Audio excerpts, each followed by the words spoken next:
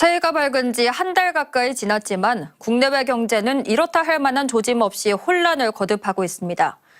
주요 전망 자료를 모아보면 올해도 지난해와 별반 다를 바 없을 걸로 보이고 오히려 불확실성 증가로 인한 경제 변동성은 더 클 수 있다는 게 올해 경제 전망입니다.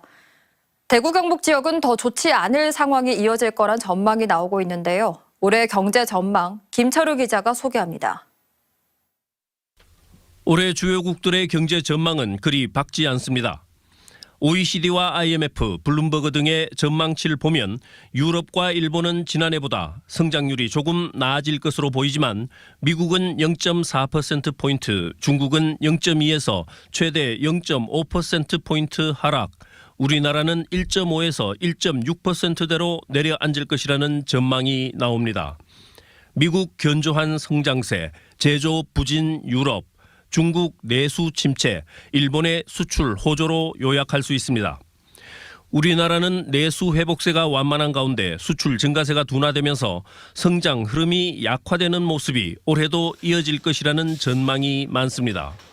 물가와 금리가 떨어졌다지만 체감 물가와 가계부채 수준이 여전히 높아 내수 회복의 걸림돌이 될 전망입니다.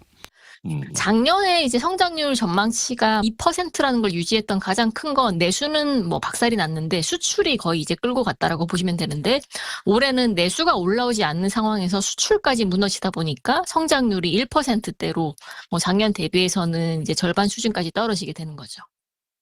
여기에다 러시아, 우크라이나 전쟁과 중동의 불안한 정세, 그리고 원유가 변동, 미국 기준금리 인하 지체, 원달러 등 환율 약세 등이 올해 우리나라가 직면한 주요 대외 변수입니다. 국제 유가, 금리, 환율 어느 것 하나 불안하지 않은 것이 없는 상태에서 대구 경북은 지난해 11월 수출이 감소세로 돌아선 가운데 내수 부진이 이어지면서 성장률이나 경기 등이 전국 평균을 밑도는 한 해가 될 것이라는 전망이 많습니다.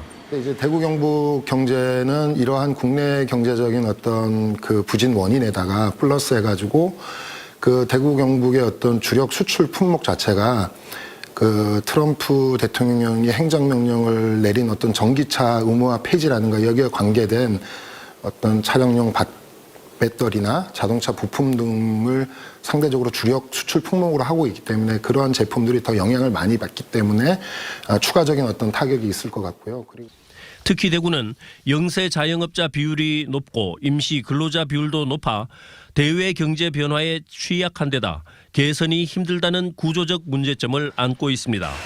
생산과 수출이 늘 수 있는 경쟁력 개선과 좋은 일자리로의 산업 재편, 아파트 수급 물량 조정 등을 통한 부동산 경기 활성화 같은 대책이 올해는 다른 어떤 해보다 더 필요할 것으로 보입니다. MBC 뉴스 김철우입니다.